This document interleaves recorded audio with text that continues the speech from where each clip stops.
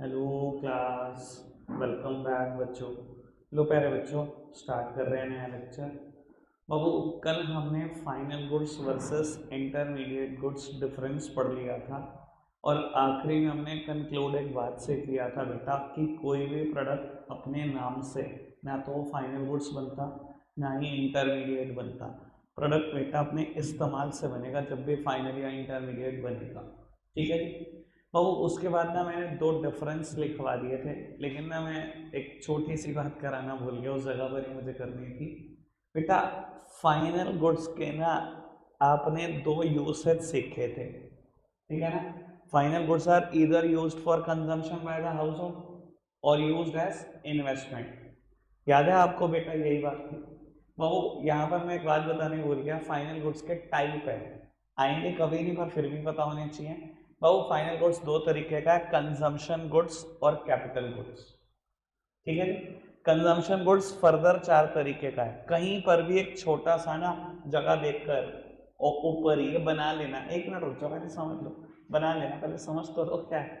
बाबू, final goods के further part हैं consumption goods और capital goods. Consumption goods further चार तरीके के हैं, durable goods, semi durable goods, non durable goods और बेटा सर्विसेज।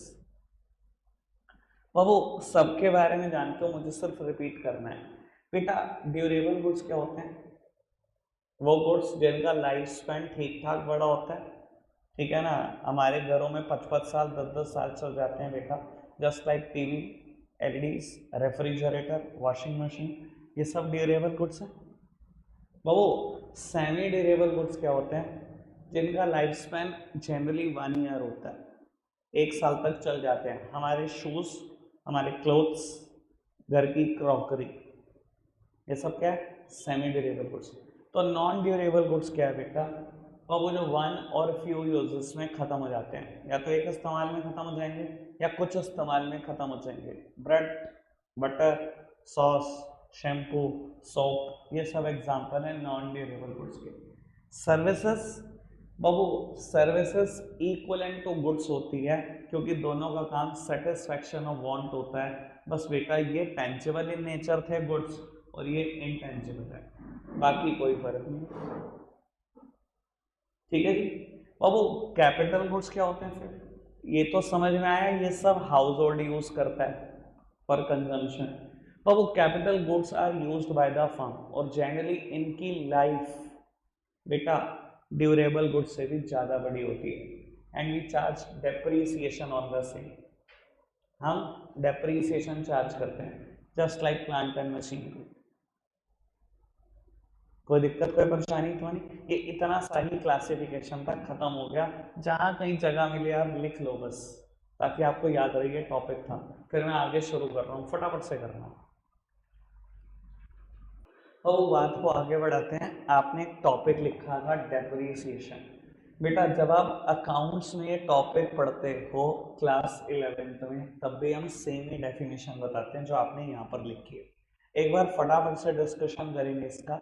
बाबू, मैंने लिखा था डेप्रीसिएशन क्या है? Fall in the value of fixed assets due to normal wear and tear, passage of time and expected obsolescence, और ब्रैकेट में लिखा था हमने चेंज इन टेक्नोलॉजी। इधर देखना बाबू, जब भी किसी फिक्स्ड एसेट्स की वैल्यू गिर जाए, वजहें तीनों, तो उसे हम डेप्रीसिएशन बोलते हैं। सबसे पहली वजह नॉर्मल वियर एंड टियर, मतलब समझते हैं इसका मतलब? छोटी मोटी टूट फूट। एक बात बताओ प्यारे बच्चों, आप सब में इन चेयर का इस्तेमाल करते हैं। अब ऐसा तो है नहीं भैया इस्तेमाल करेंगे छोटी मोटी टूटेगी फूटेगी नहीं, कहीं ना कहीं से तो टूटेगी फूटेगी। जब टूटेगी फूटेगी तो क्या बेटा ये अपनी वैल्यू खोएगी? बिल्कुल खोएगी। मान लो मैं कभी खरीद कर लाया इसको 500 रुपये का, हम तब से बैठ रहे हैं, छोटी मोटी टूट फूट हो रही है, आज 500 की चली जाएगी? नहीं जाएगी। मान लो 300 की चली जाएगी तो 200 रुपये इसने वैल्यू खो दी ना अपनी। ये है क्या बेटा? बाबू, यही डेप्रिसिएशन। आपने बेटा 15 साल पहले 10 साल पहले एक प्लॉट ऑफ लैंड लेकर घर बनाया, बहुत सुंदर रहने के लिए। जब आप रह रहे हो बेटा, ऐसा नहीं है कि उस बिल्डिंग में छोटी मोटी टूट फूट होएगी, कोई तो टूट फूट हो ही होगी कहीं ना कहीं से। क्या कभी हमें बिल्डिंग की वो वर्थ मिल जाती है जितना पैसा हमने खर्च किया होता है? कभी भी बिल्डिंग की उतनी वर्थ नहीं मिलती। लैंड की मिल जाती है, बल्कि बढ़कर मिल जाती है लैंड की, बिल्डिंग की कभी उतनी वर्थ नहीं मिलती बेटा। तो वो कहीं ना कहीं छोटी मोटी टूट फूट की वजह से फिक्स एसेट्स अपनी वैल्यू खो देती हैं। उस वैल्यू खोने को ही, उस नॉर्मल वियर एंड टीयर को ही हम डेप्रिसिएशन बोलते हैं। कोई दिक्कत कोई परेशानी तो नहीं?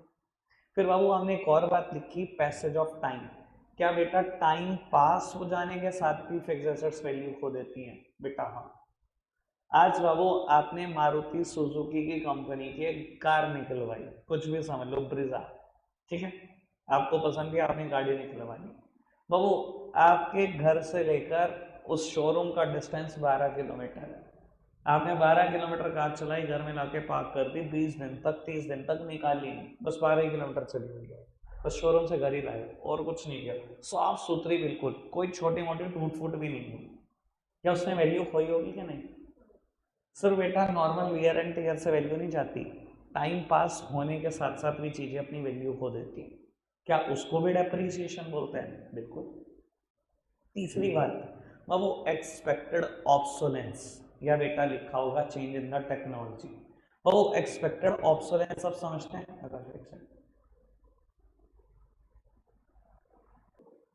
वो एक्सपेक्टेड ऑब्सोलेंस लिखा हुआ है ब्रैकेट में, चेंज इन द टेक्नोलॉजी। आप समझते हैं बेटा ऑब्सोलेंस का मतलब क्या होता है? स्लोली ऑब्सोलीट की प्रोसेस की तरफ बढ़ना, उसे बोलते हैं ऑब्सोलेंस। धीरे धीरे ऑब्सोलीट की तरफ बढ़ना, या नॉट वर्किंग कंडीशन में पहुंच जाना धीरे धीरे। बाबू कई बार टेक्नोलॉजी बदलने के साथ साथ बेटा हम चीजों को खुद से ही डिस्कार्ड करना शुरू कर देते हैं। तो expected obsolescence is generally due to the change in technology. Change in technology की वजह से बेटा चीजें अपने दाम खोने लगती हैं, कम हो जाती हैं बेटा, अब उससे भी डेप्रिसिएशन बोलते हैं। मैं एक एग्जांपल देता हूँ, एक नहीं इस पे बहुत सारे एग्जांपल हो सकते हैं। वो किसी टाइम पर कीपैड वाले फोन ही ना बेटा 5-5 हज़ार रुपए के हो चुके थे। ये वही फोन है जो आपने अपनी जिंदगी में देखे हैं बेटा, सैमसंग गुरु टाइप फोन, सैमसंग गुरु म्यूजिक, 5-5 हज़ार रुपए के फोन थे। जैसे ही बेटा एंड्रॉयड फोनों ने लॉन्च होना शुरू करा और बहुत सस्ते सस्ते में लॉन्च होना शुरू किया, बेटा कीपैड फोन ने अपनी कीमत तुरंत खो दी, एक एक 1.5-1.5 हज़ार रुपए पे फिर दोबारा शिफ्ट हो गए थे। तो बेटा टेक्नोलॉजी चेंज होने के साथ साथ फिक्स एसेट्स अपने दाम खोने लगती हैं। ये भी क्या है बेटा? डेप्रिसिएशन ही है। मैंने आपको एग्जांपल दिया होगा एक बार शायद कभी ना कभी ऐसा, कि किसी टाइम पर ना बेटा इंक जेट प्रिंटर चलते थे। आप सबने देखे हुए हैं इंक जेट प्रिंटर, देखे हुए हैं? सबने देखे होंगे। बैंक में कभी गए हो? स्टेटमेंट प्रिंट होते देखिए, आवाज आती है ना, कुछ भी प्रिंट करती है बट टक टक टक टक टक आवाज आती है, ये इंकजेट प्रिंटर करता है ऐसी आवाज, ठीक है ना। शुरू में वही चला करते थे प्रिंटर, कोई टेक्नोलॉजी नहीं थी, बड़े महंगे महंगे प्रिंटर होते थे, ठीक है ना जी। फिर बाबू लेजर प्रिंटर का जमाना आया। इंकजेट प्रिंटर के हालात तो ये थे, शायद 1-1.5 मिनट में एक पेज प्रिंट करता था। फिर जब लेजर प्रिंटर आने लगे, ऐसी ऐसी स्पीड आने लगी कि PPM, print per minute, 11 page 12 page आ गए। मतलब मैंने जो प्रिंटर खरीदा था, एक प्रिंटर है HPM 1005, अब वो प्रिंटर लॉन्च हुआ तो उसका पीपीएम था 12 या 13 पेज निकाल देता था 1 मिनट में, ठीक है ना जी। जैसे ही बेटा लेजर प्रिंटर का क्रेज बढ़ा, इंकजेट प्रिंटर जो 50-50 हज़ार रुपए के थे, औने पौने दाम पे रह गए, 20 हज़ार 17 हज़ार में मिलने लगे, ठीक है ना जी। और टेक्नोलॉजी आगे बढ़ी बाबू। अब मेरे पास एक प्रिंटर है जिसका पीपीएम 27 पेज है, प्रिंट पर मिनट, 1 मिनट में 27 पेज निकाल देते हैं एक सिंगल मिनट में। आप सोचो इंकजेट प्रिंटर की और हालत क्या होगी। तो बाबू नई नई टेक्नोलॉजी आ जाने से जो पुरानी टेक्नोलॉजी के फिक्स एसेट्स हैं, कहीं ना कहीं अपनी वैल्यू धीरे धीरे खोते चले जाते हैं बाबू। ये भी डेप्रिसिएशन ही कहलाता है। कोई दिक्कत कोई परेशानी तो नहीं? फिर बाबू हमने ना एक डिफरेंस लिख लिया था, depreciation versus capital loss, depreciation versus capital loss. अब यार ये क्या चीज होता है बाबू? डेप्रिसिएशन की 3 वजहें आपने पढ़ लिया। मैंने बाबू मीनिंग में एक बात लिखी कि depreciation may be due to the expected obsolescence, depreciation हो सकता है कभी एक्सपेक्टेड ऑब्सोलेंस की वजह से भी हो, और आपको पता है हो सकते हैं डेप्रिसिएशन की एक वजह है ना एक्सपेक्टेड ऑब्सोलेंस। पर कैपिटल लॉस में मैंने वजह लिखा है कि कैपिटल लॉस हमेशा अनएक्सपेक्टेड ऑब्सोलेंस है। और वो ऑब्सोलेंस का मैंने बताया मतलब बताया ना कि चीज का आउट ऑफ वर्किंग कंडीशन चले जाना, पर बाबू यहाँ expectedly out of working condition जा रही है चीज।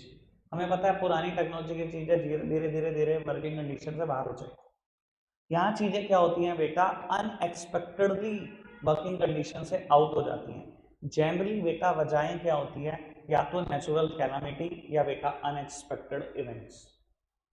बाढ़ आ गई, मेरी ऑर्गेनाइजेशन में मशीनरी बड़ी थी भाई साहब, बहुत तहस नहस कर गई, आग लग गई ऑर्गेनाइजेशन, चोरी हो गई मशीन की, लेंटर टूट कर गिर गया मशीन के ऊपर, आग लग गई, ठीक है ना, अर्थक्वेक आ गया, मशीन के मेजर पार्ट टूट गए।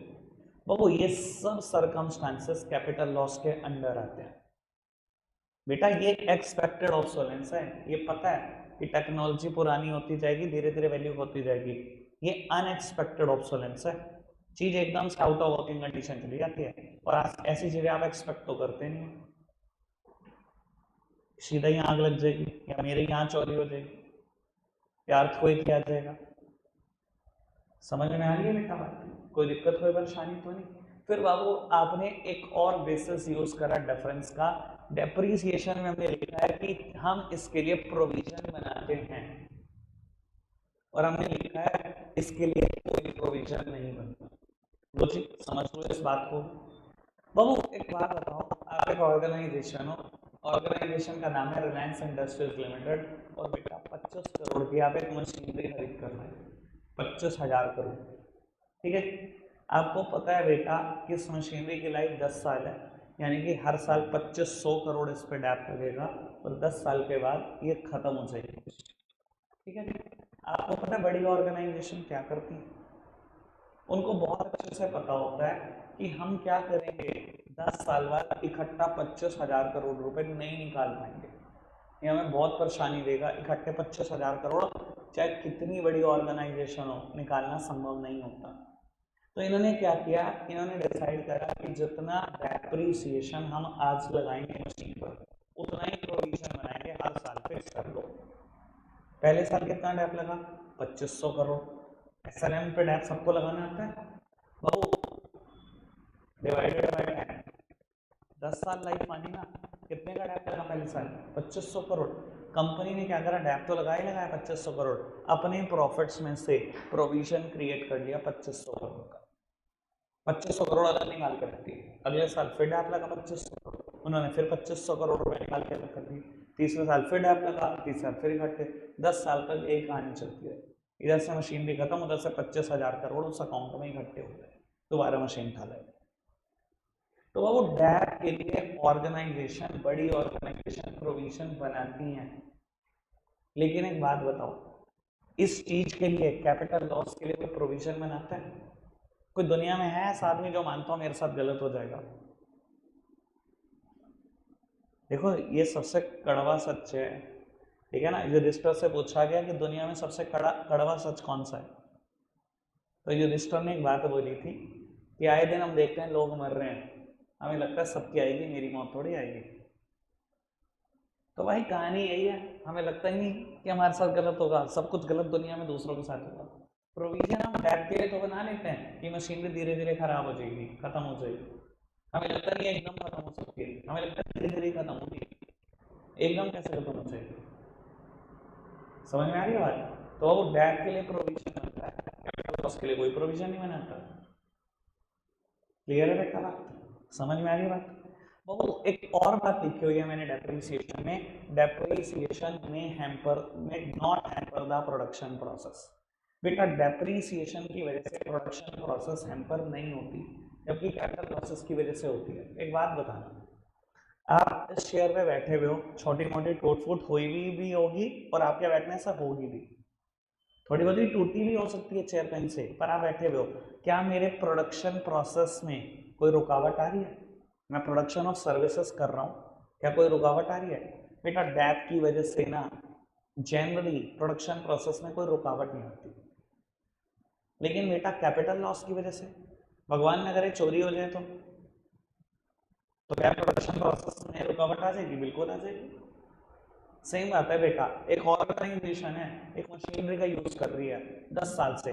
अब आपको भी पता है कहीं से टूटी पड़ी होगी, कोई नॉट बोल्ट लूज हुआ पड़ा होगा, कुछ ना कुछ तो हुआ ही पड़ा होगा ना 10 साल, कहीं से जंग खाया हुआ होगा, पर चल रहा है प्रोडक्शन प्रोसेस, डैम भी लगे जा रहा है, पर बेटा प्रोडक्शन प्रोसेस उसकी वजह से रुक नहीं रहा। पर बेटा अगर अगली रात को चोरी हो जाए तो प्रोडक्शन प्रोसेस रुक भी जाएगा। तो बाबू कैपिटल लॉसेस प्रोडक्शन प्रोसेस को हैम्पर करते हैं, जबकि डेप्रीसिएशन प्रोडक्शन प्रोसेस को हैम्पर नहीं करता। क्लियर है बात सबको? समझ में आती है बात? बाबू अब मैं 2 डेफिनेशन और लिख रहा हूँ, डेप्रीसिएशन वाले टॉपिक में ही है डेफिनेशन। ठीक है जी, मेरे साथ साथ नोट डाउन कर लो बात को।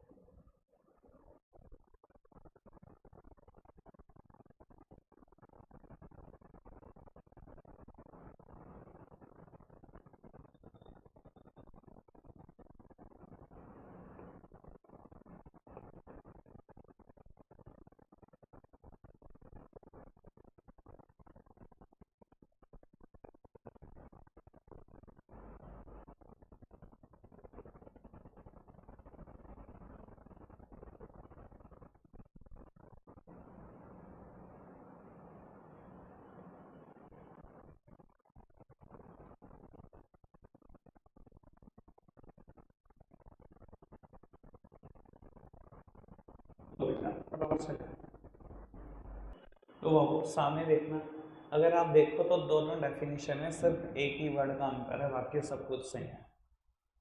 ठीक है ना?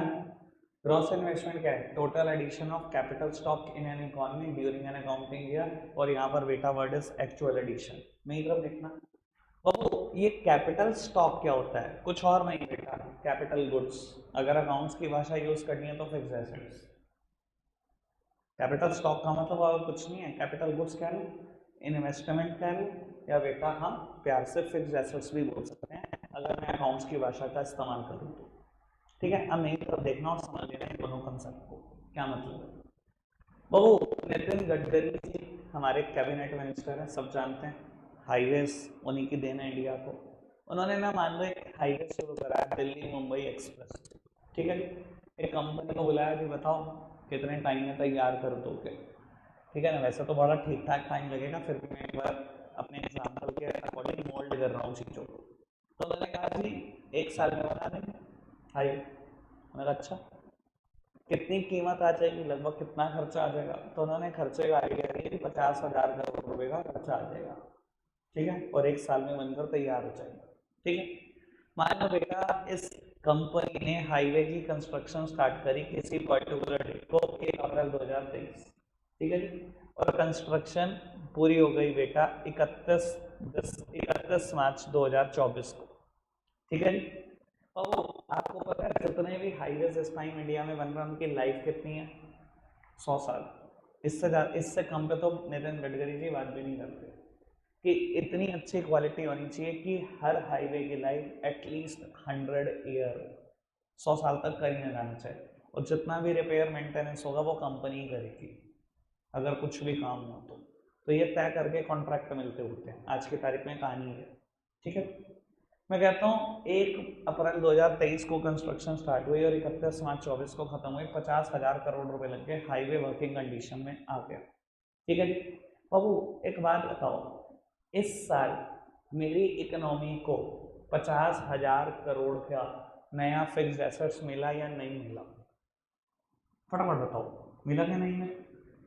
नई फिक्स्ड एसेट्स मिली या नहीं मिली मेरी इकोनॉमी को, मेरे देश को 50,000 करोड़ की? कोई आपसे पूछे ग्रॉस इन्वेस्टमेंट कितनी है, तो जी मैं पक्का बोल दूंगा इस साल की ग्रॉस इन्वेस्टमेंट, मैं मान के नहीं चल रहा इस साल में और कुछ भी कंस्ट्रक्ट हुआ है, सिर्फ एक ही चीज हुई है।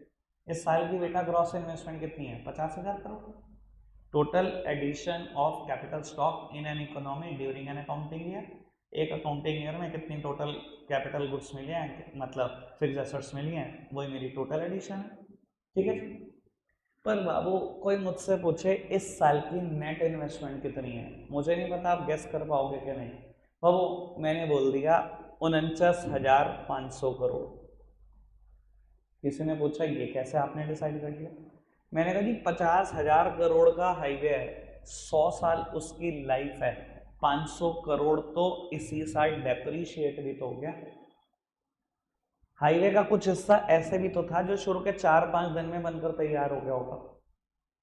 भाई अगर 1 अप्रैल को कंस्ट्रक्शन हुई, पूरा का पूरा हाईवे 31 मार्च को बनाया क्या? इतना सारा पोर्शन तो ऐसा ही होगा ना जो पहले 5 दिनों में ही बनकर तैयार हो गया होगा।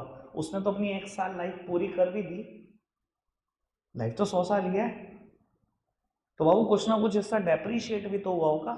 ठीक है, no doubt total addition economy में 50,000 करोड़ का है, पर बेटा क्योंकि लाइफ ही 100 साल है और 1 साल बीत भी गया है, तो एक्चुअल एडिशन तो इकोनॉमी को बेटा 49,500 करोड़ मिला है। दैट सिंपली मीन्स कि नेट इन्वेस्टमेंट हमेशा बराबर होती है ग्रॉस इन्वेस्टमेंट माइनस डेप्रीसिएशन के। और अगर मैं यहां से ग्रॉस इन्वेस्टमेंट की सेंस में फॉर्मूला लिखना चाहूँ तो मैं वो भी लिख सकता हूँ कि ग्रॉस इन्वेस्टमेंट बराबर होती है नेट इन्वेस्टमेंट प्लस डेप्रीसिएशन के। यहाँ से बेटा मैंने पहला फॉर्मूला फ्रेम कर दिया। कोई भी फॉर्मूला रटोगे नहीं, ठीक है ना जी, ना मैंने ये रटवाया ना आगे कोई रटवाने वाला हूँ, और सीधा न्यूमेरिकल पे शिफ्ट हो जाओगे।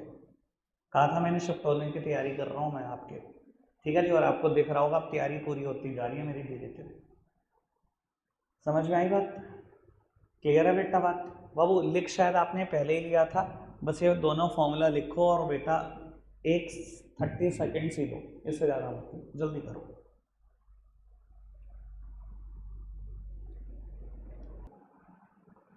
बाबू मैं एक नई टर्म लिखने जा रहा हूँ, बिल्कुल नया टॉपिक। डेप्रीसिएशन के बाद अब एक नया टॉपिक हो जाएगा। बाबू टॉपिक का नाम है net indirect taxes. Net indirect taxes, सब सामने देखते रहना बेटा, ठीक है जी। रटा अभी तक कुछ नहीं है, रटोगे अभी भी कुछ नहीं। चलो अब एक इसका कंक्लूजन निकालते हैं कि नेट इनडायरेक्ट टैक्सेस का मतलब क्या होता है। बाबू अगर वर्ड लिखा है ना नेट इनडायरेक्ट टैक्सेस, तो पक्की बात है इनडायरेक्ट टैक्सेस में से कुछ तो माइनस होगा, कुछ तो माइनस होगा। ऐसा क्यों? वो बचपन से फिलॉसफी रही है, जब भी हम कोई चीज़ नेट में निकालने लगते हैं ना तो कोई चीज़ माइनस करके ही निकालते हैं। आप तो अकाउंट्स के स्टूडेंट हो तो आपको समझाना साने नेट प्रॉफिट निकाला था तो ग्रॉस प्रॉफिट में से कुछ तो माइनस किया था ना, तभी तो नेट आया था। नेट वेट निकालते हो, प्रोडक्ट के पीछे लिखा होता है ना नेट वेट, ग्रॉस वेट में से पैकिंग का वेट माइनस करते हो तभी तो नेट वेट आता है।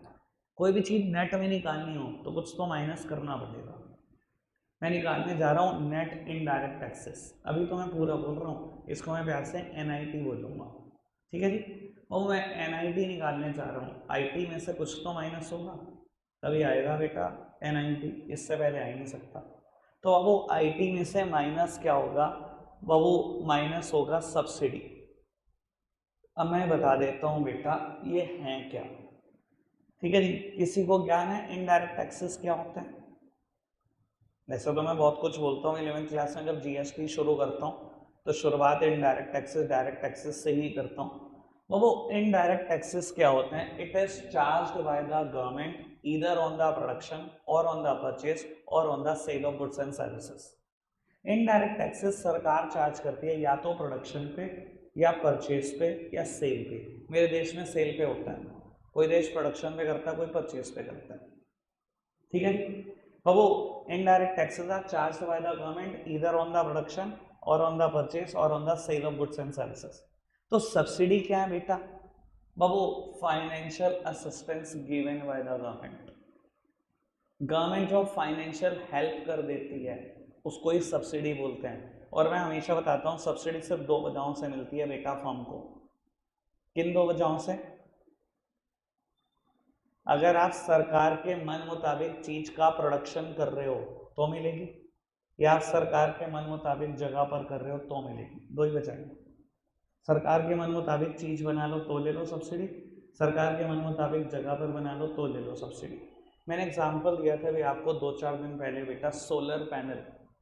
सरकार आज की तारीख में चाहती है कंपनी सोलर पैनल बनाए, सरकार कहती है बना ले, मुझसे सब्सिडी ले जा। इलेक्ट्रिक व्हीकल बना ले, मुझसे ले जा सब्सिडी, पर बना ले। सरकार की मन मुताबिक चीज बनाओगे तो भी सब्सिडी, मन मुताबिक जगह पर बनाओगे तो भी सब्सिडी। भगवानपुर एग्जाम्पल मैं दे चुका हूँ पहले भी, 11th में भी बहुत दिया, 12th में भी दिया।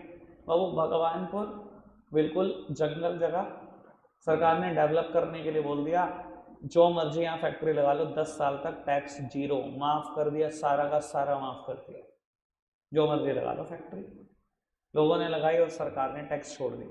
तो बाबू फर्म को मिल जाती है सब्सिडी अगर वो सरकार की मन मुताबिक चीज बनाते हैं या सरकार के मन मुताबिक जगह पर बनाते हैं। अब अगर आप प्रैक्टिकली सोचने की कोशिश करो तो बाबू NIT का मतलब क्या है कि सरकार ने नेट में कितने इनडायरेक्ट टैक्सेस कमाए। जिसने रटा वो बेवकूफ है, इसको भी रटा। तो इधर देखना मित्र, सरकार ने नेट में क्या कमाया भाई? कमाया तो था 20,000 करोड़ के टैक्सेस, पर उसमें से 5,000 करोड़ की लोगों को सब्सिडी दे दी, तो नेट में कमाया 15,000 करोड़। भाई अगर आप प्रैक्टिकली सोच पा रहे हो तो ये सरकार की जेब भरती है और ये सरकार की जेब खाली करती है। सरकार निकालना चाहती है मैंने नेट में क्या कमाया, समझ में आ रही है बात? ये सरकार की जेब भरने का काम करती है और सरकार की जेब खाली करने का काम करती है, यही तो कहानी है। कोई दिक्कत कोई परेशानी तो नहीं? समझ में आ रहा है नेट एंड डायरेक्ट टैक्सेस का मतलब क्या होता है? अगर सरकार ने कमाए थे 20,000 करोड़ के टैक्स और उसमें से 5,000 करोड़ के टैक्स माफ कर दिए लोगों पे, तो नेट में क्या कमा लिया? 15,000 करोड़ ही तो कमा लिया। रीडिंग आ रही है या रटना ही है बस? रीड कर पा रहे हो? आगे बढ़ाऊं बात को, सामने देखना। मैंने जितनी टर्म क्लियर करनी थी मैंने टर्म्स तो क्लियर कर दी, मैं लिखूंगा इसके बारे में, आपको भी लिखने का मौका दूंगा, आप सिर्फ सामने देखो। बाबू आपको पता है किसी भी चीज का कोई फर्म जब प्रोडक्ट बेचती है या कोई फर्म सर्विसेज बेचती है तो कैसे डिसाइड करती है कि मैं मार्केट प्राइस क्या लूँ अपने प्रोडक्ट का? मान लो डोमिनोज है, एक पिज्जा बेच रहा है, आपको पता है वो कैसे सोचता है कि इस पिज्जा का दाम क्या हो? कोई बता सकता है? एज पर इकोनॉमिक्स ऐसा बोला जाता है कि डोमिनोज जब भी मार्केट प्राइस तय करने लगता है तो सबसे पहले ये सोचता है कि मुझे फैक्टर कॉस्ट देनी कितनी है। ये फैक्टर कॉस्ट क्या भला होती है? शुरू से बढ़ते आ रहे चैप्टर, 4 ही चीजें फैक्टर कॉस्ट है, रेंट, वेजेस, इंटरेस्ट और पेमेंट। किसको मिलती है ये? लैंड, लेबर, कैपिटल और एंटरप्रेन्योर को। नाम सुना है कभी लैंड, लेबर, कैपिटल, एंटरप्रेन्योर? लग नहीं रहा, हालत ऐसी हो रही। लैंड, लेबर, कैपिटल, एंटरप्रेन्योर को हम जो फैक्टर पेमेंट देते हैं वही तो फैक्टर कॉस्ट है। बाबू क्या क्या देते हैं? Rent, wages, interest and profit. उस इंसान के एंगल से सोचो जो डोमिनोज में बैठा हुआ है, वो सोच रहा है ना यार इस जगह का रेंट ना यार 1.5 लाख रुपए देना है, मेरे पास 15 लेबर काम करती है, एवरेजली सबकी सैलरी 20,000 रुपये, 3 लाख रुपए इनको देना, और मैंने 1.5 करोड़ रुपए लगा के डोमिनोज की फ्रेंचाइज ली है, कुछ तो इंटरेस्ट मेरे को कैपिटल पे भी मिलना चाहिए। 1.5 करोड़ ब्याज पे दे देता तो भी तो कुछ कमा लेता, कुछ इंटरेस्ट मुझे भी मिलना चाहिए मेरी कैपिटल पर। और क्योंकि मैं रिस्क ले रहा हूँ इतना बड़ा धंधा चलाने का तो मैं प्रॉफिट भी डिजर्व करता हूँ। तो वो सोचता है रेंट, वेजेस, इंटरेस्ट, प्रॉफिट को दिमाग के रख के किस पिज़्ज़ा को बेचूँ कितने रुपए में, मेरा 200 का बन रहा है, हाँ कम से कम 600 का बेचना चाहिए, तब जाके मुझे कुछ मिलेगा, तब जाके मेरी कॉस्ट पूरी होगी। ठीक है जी। तो उसने डिसाइड किया कि मैं 600 का बेच दूंगा, सेल प्राइस डिसाइड कर दिया 600 का बेच दूंगा। और सेल प्राइस डिसाइड करने के लिए उसने सबसे पहले जो सोचा वो फैक्टर कॉस्ट को सोचा। ठीक है। अब वो सरकार ने कहा ऐसे थोड़ी तो 600 में बेच देगा, मेरे टैक्स तो ले ले, मेरा टैक्स भी ले, जीएसटी ले फटाफट से। बाबू इनडायरेक्ट टैक्सेस इंडिया में है ही कितने? अब तो घूम फिर के एक ही है जो आपको नाम ध्यान रखना है, जीएसटी। ठीक है जी। तो बाबू उसने ये करा, जब लिखा सेल प्राइस ऑफ पिज्जा 600 लिख दिया प्लस जीएसटी 5%। लिख दिया जीएसटी 5%। बाबू 600 पे 5%, 30 रुपये, ठीक है। और मान लो सरकार हमारी बहुत अच्छी ऐसा कह दे किसी दिन मूड में आके, मुझे ध्यान में रख के कि पिज़्ज़ा बहुत अच्छी चीज़ है, सबको खानी चाहिए, हम पिज़्ज़ा पे सब्सिडी ऑफर कर रहे हैं, ठीक है जी। और वो सब्सिडी है कि हम आधा टैक्स छोड़ देंगे अगर आप पिज़्ज़ा खाओगे तो, 30 का टैक्स है पर हमने 15 का माफ़ कर दिया, ठीक है जी। बाबू आपको पता है पिज़्ज़ा कितने का बिकेगा? What would be the market price of the pizza? बेटा मार्केट प्राइस है 615, ऐसे ही होगा। कैसे बना 615? सबको समझ में आया? भाई जो भी डोमिनोज ने सोचा इतना तो मेरे को चाहिए, उसने सोच लिया रेंट वेजेस इंटरेस्ट प्रॉफिट के हिसाब से कि मैं इतने का बेचूंगा, ठीक है ना। ये तो उसकी जेब में जाएगा। सरकार ने कहा भाई मेरे तो सोच, मेरी जेब का भी खट्टा तू ही करेगा, तो नहीं देना मुझे टैक्स, तो अब उसने सरकार की जेब का भी इकट्ठा कर दिया। और सरकार ने मान लो अगर कोई अच्छी चीज़ थी टैक्स माफ़ कर दिया उस पर, तो सब्सिडी भी माफ़ हो गई, यानी कि सरकार को प्रैक्टिकली वो 15 रुपये मिलेंगे, वो 30 पूरे नहीं मिलेंगे, ठीक है जी। यानी कि बिकेगा कितने का भाई? 615। आप 615 दोगे, डोमिनो 600 अपने गले में डालेगा, पर 15 रुपये सरकार को बचाएगा, यही तो करेगा। आपको बता देता हूँ इस छोटी सी हंसी मजाक में ना कंसेप्ट पूरा हो गया, आपको पता नहीं लगा, ठीक है जी। मैं बता देता हूँ बेटा, किसी भी प्रोडक्ट का मार्केट प्राइस कैसे बनता है। ये देखो ये लिखा है मार्केट प्राइस। मार्केट प्राइस हमेशा बराबर होता है फैक्टर कॉस्ट के plus indirect taxes minus subsidy के। यानी कि अगर मैं लिखना चाहूँ तो market price is equals two factor cost plus net indirect taxes. यही करा मैंने। मार्केट प्राइस किसके बराबर होता है? Factor cost plus IT minus subsidy, और आईटी माइनस सब्सिडी क्या होता है? नेट इनडायरेक्ट टैक्सेस, ठीक है जी। और अगर मैं इसको फैक्टर कॉस्ट की सेंस में लिखना चाहूँ तो मैं वो भी लिख सकता हूँ कि मार्केट प्राइस माइनस कर दो नेट इनडायरेक्ट टैक्सेस, तो कैलकुलेट हो जाएगा फैक्टर कॉस्ट। कोई दिक्कत तो नहीं? समझ में आएगा? अब मैं यहाँ कुछ लिख रहा हूँ, फटाफट से बेटा ये पूरा कंसेप्ट नोट डाउन करो।